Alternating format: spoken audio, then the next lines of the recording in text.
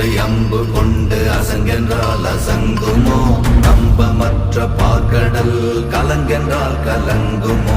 இன்பமற்ற யோகியை இருளும் வந்து அணுகுமோ? செம்பொன்னம்பலத்துளே தெளிந்ததே சிவாயமே.